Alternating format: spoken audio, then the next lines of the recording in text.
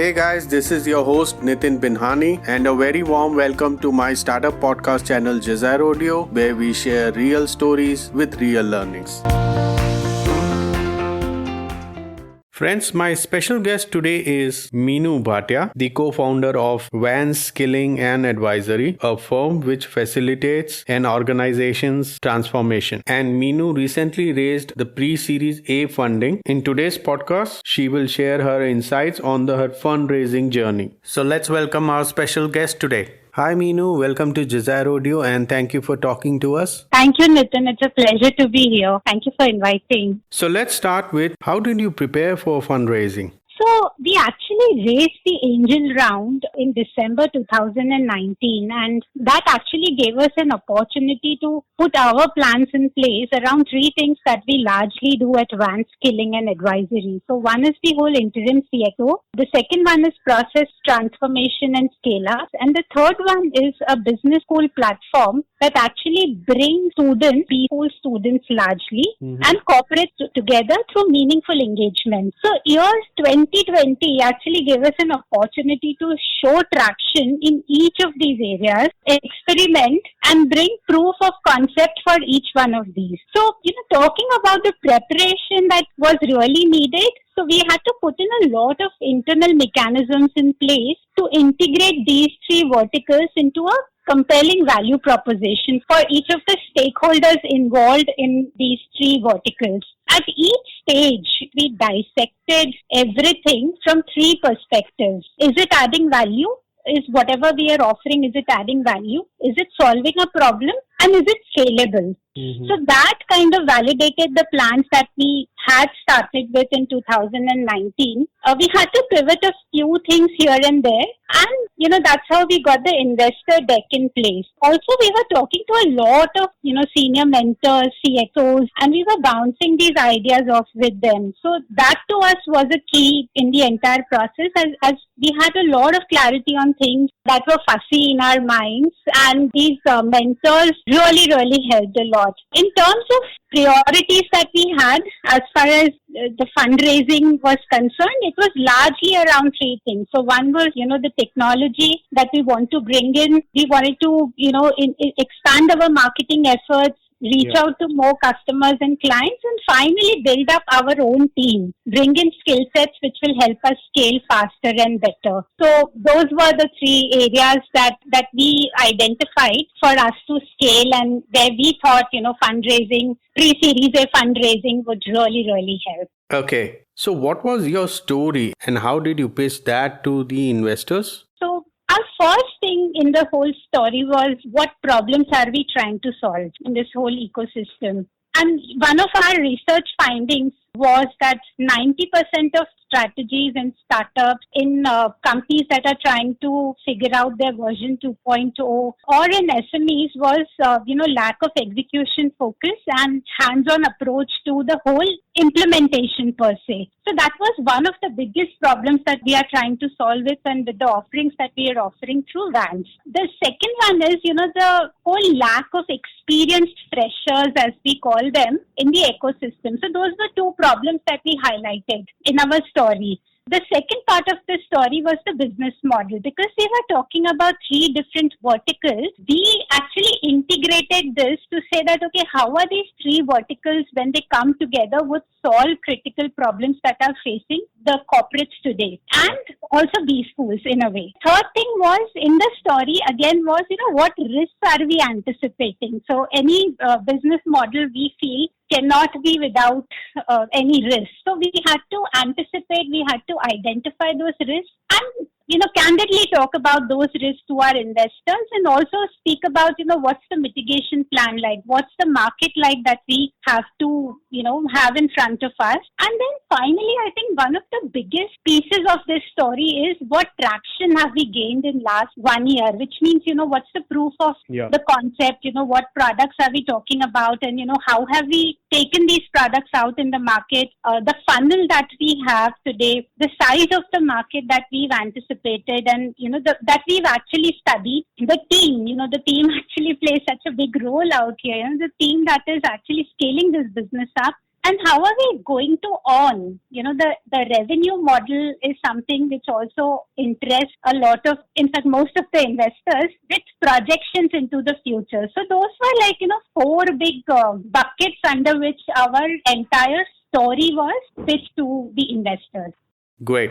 And what were the key challenges and the lessons you learned during your fundraising journey? So Nitin, I'm a big believer in this concept of, circle of concern and circle of influence. But there will be challenges, there will be certain constraints. The biggest one being, the whole pandemic and the fact that, people wanted to be sure about, which ideas are they investing in and which ideas they should pass. But we also had, looked at what is it that we could influence in the whole process. And I would say, there are certain lessons that I would like to share from this entire journey. So one is giving an honest view about your business, including what risks are involved in the whole process.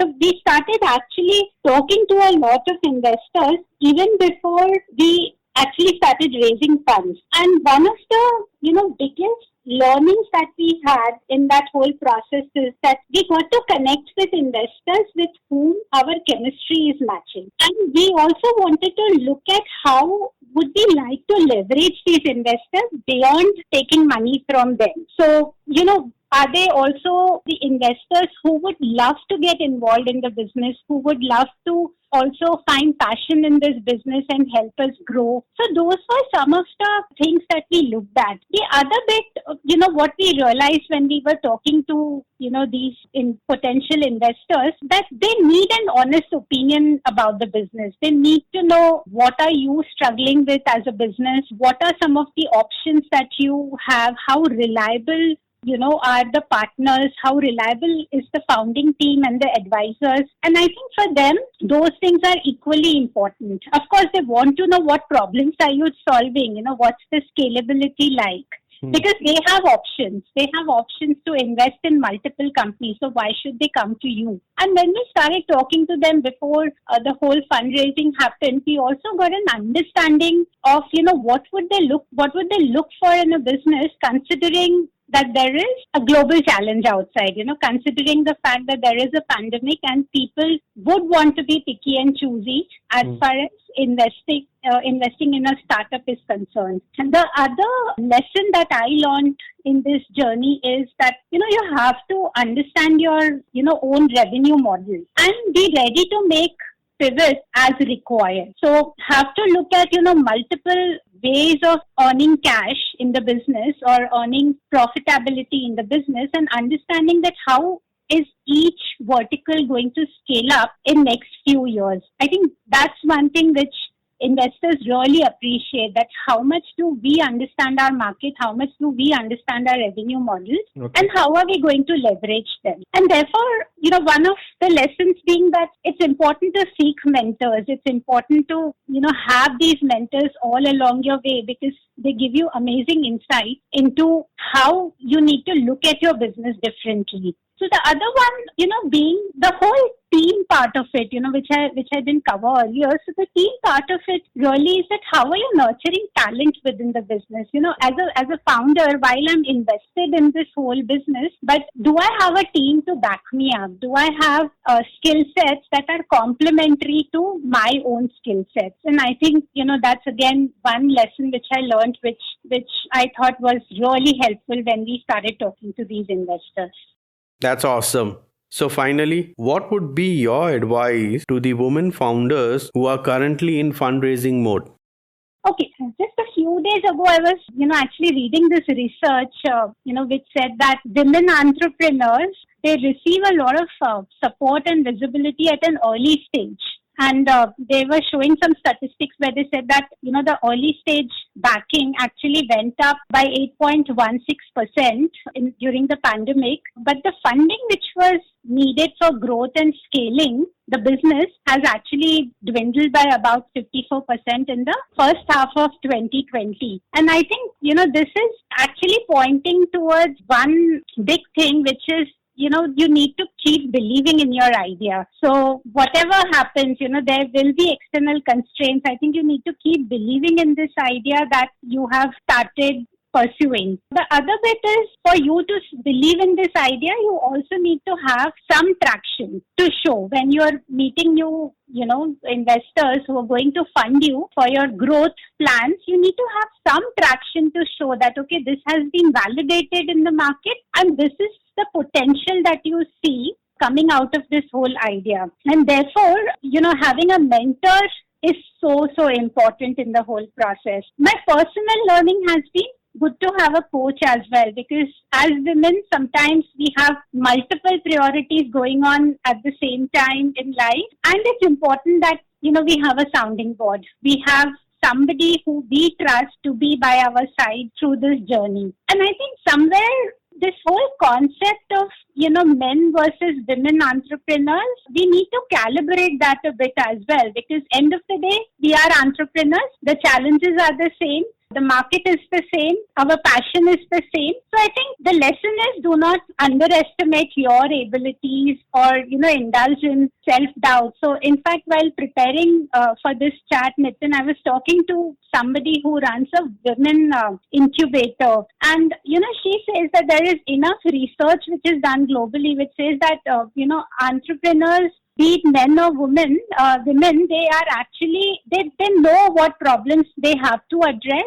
It's just that sometimes, men tend to take those problems to their conclusion, or they try to figure out a solution sometimes faster than women. And that's because women do have certain mental models which do not support them in execution, and that's largely stemming from underestimating themselves or, having that self-doubt. And I think the biggest lesson, personally for me as well, has been that there is no room for self-doubt out here. Yes, there could be doubt sometimes, but then you have your mentor and a coach to work with you, and therefore it's important to kind of acknowledge that, yes, there is a doubt, but there is a way out as well and that also stems from how strongly do you believe in that idea. A lot of women entrepreneurs have, reached out to women investors and women-run incubation centers. And I think it's such an awesome thing to have, that community that's nurturing you, that's supporting you. Mm-hmm. My advice is, keep leveraging such communities. Keep finding out forums where you could, reach out to other women, see what's happening out there. Reach out to men, in fact, and I'm sure there will be a lot of support coming in from there as well to see how do they approach a problem vis-a-vis, how do we look at those perspectives. Not to say one is better than the other, but it's more about, getting perspectives on board, getting ideas on board, and then going out and pitching to the investors about why you believe that this idea is going to scale up. So those were some of lessons as well as, some advice which I would like to give out to all other women entrepreneurs. So with this, we have reached at the end of this podcast. Meenu, it was a pleasure to have you on Jezza Rodeo, and thank you for sharing some great insights. Thank you so much, Nitin. Pleasure to be here, Ara. Are you a founder of an early-stage startup and looking to raise funding? Get your startup investor ready before even you start pitching to your prospective investors. For know-how, please visit www.jazzaro.in. That is www.jazzaro.in. Lastly, I want to thank all the listeners who took their valuable time to listen to this podcast. Keep rocking, be safe, and don't forget to share.